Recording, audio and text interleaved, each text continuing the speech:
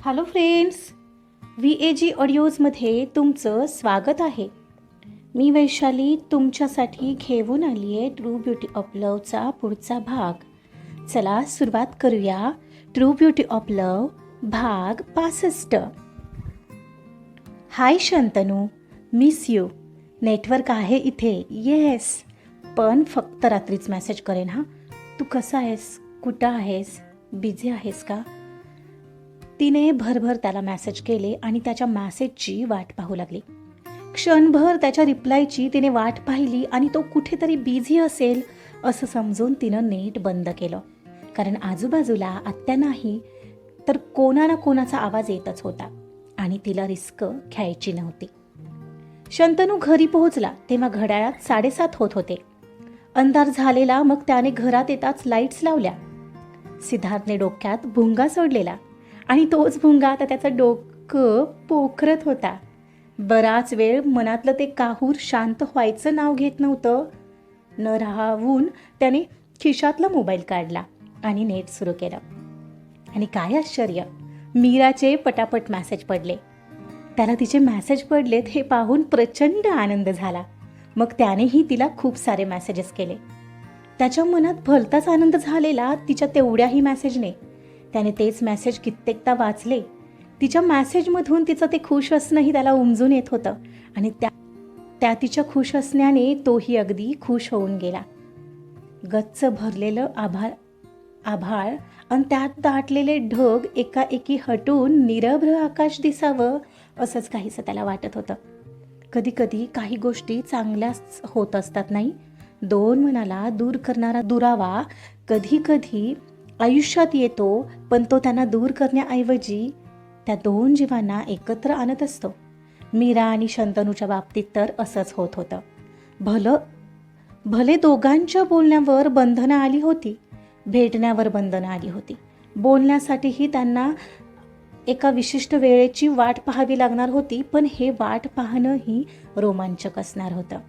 त्यातून त्यांचं प्रेम आणखीन वाढणार होतं, फुलणार होतं. रात्रीची कामं आवरून मीरा शंतनूशी बोलण्याच्या ओढीने तिच्या रूममध्ये आली. दार लावलं आणि बेडवर येऊन बसली आणि उत्साहात नेटवर्क चालू केलं. तसं शंतनूचेही भरभर मेसेज पडले. हे Meera, thank God, you won't believe, मला किती आनंद झालाय तुझे मेसेजेस पाहून. मी छान आहे, तू कशी आहेस यार? हे ऑफलाईन का गेलीस यार? आणि रात्रीच का बरं करणार तू मेसेज? ओके, ठीक आहे, तू ठीक आहेस ना? मग झालं, मी वाट पाहीन तुझ्या मेसेजेसची. Missed you to.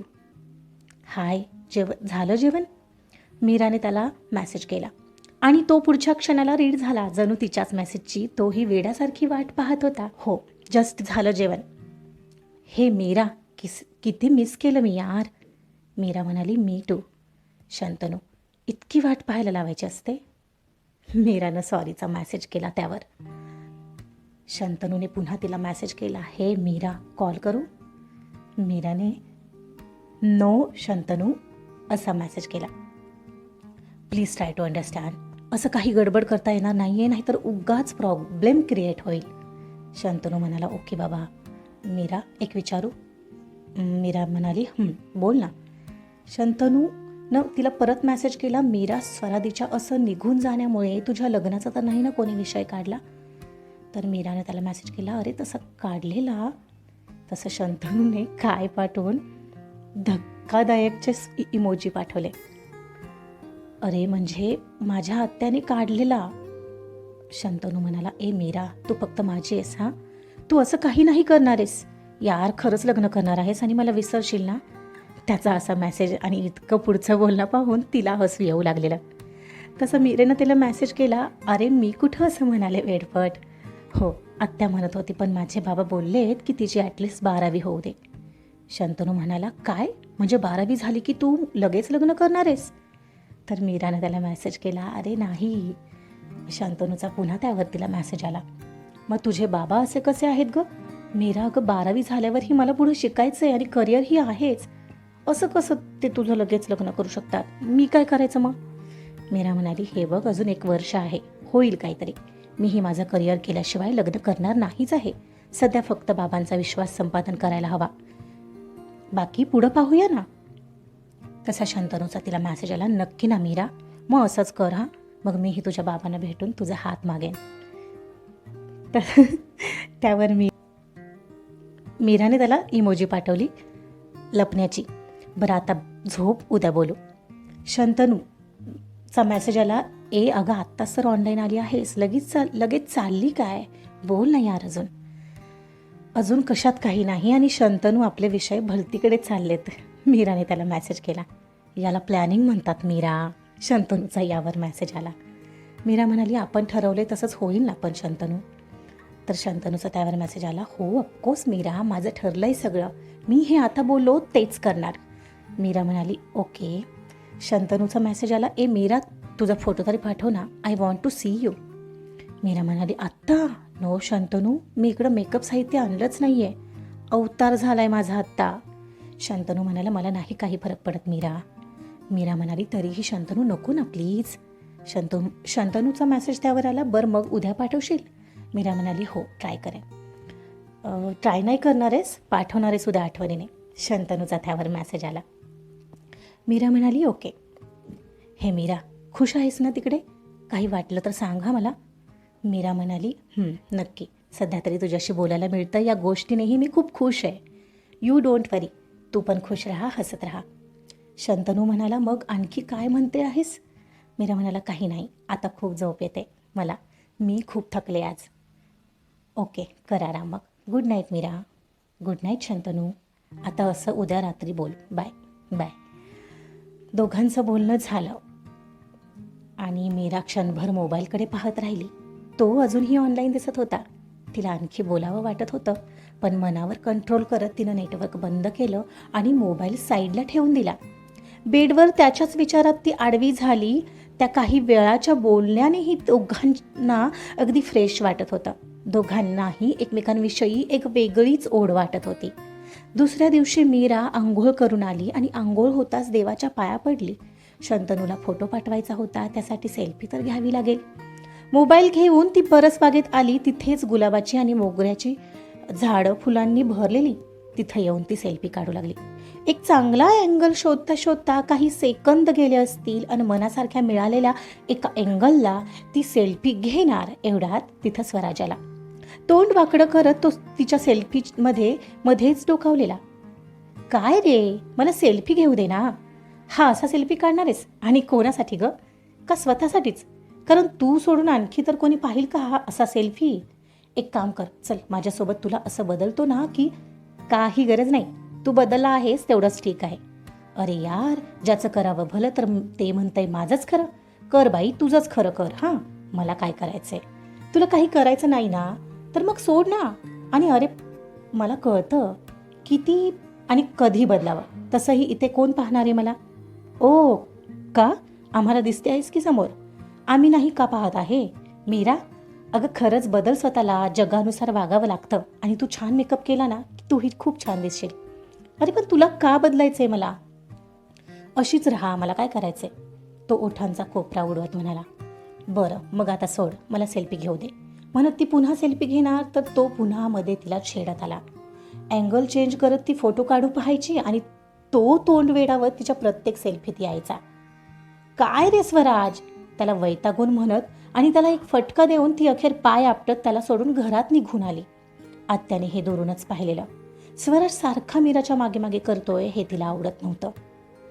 सर्वजण आता नाश्ता करायला बसले होते. मीरानेच वाढून दिलेलं. प्रसाद, आत्या आणि ती एवढेच नाश्त्याला हजर होते. स्वराज नव्हता, तोही इतक्यात त्यांच्यात जॉईन झाला. तो आताही येऊन मीरा शेजारी बसला. ए आई, मलाही वाढ. मग मात्र आत्याने मीराला वाढायला न सांगता स्वतःच त्याचा नाश्ता वाढून दिला आणि त्याच्या पुढे सारला. काय ग मग मीरुडे, स्वरादी कशी आहे, जॉब करत असेल ना ती आत्ता, स्वराजने मीराला विचारलं. आणि मीरा आता काय उत्तर द्यायचं म्हणून आत्याकडे पाहू लागली.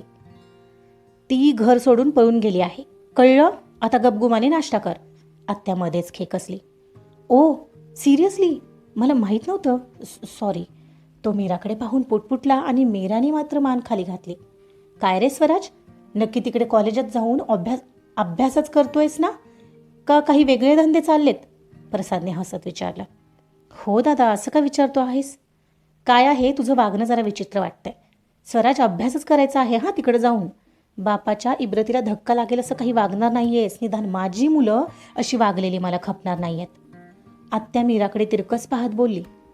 मीराला तर न पाहताच कळलं की ती तिला म्हणजे स्वराला उद्देशून म्हणत असणार.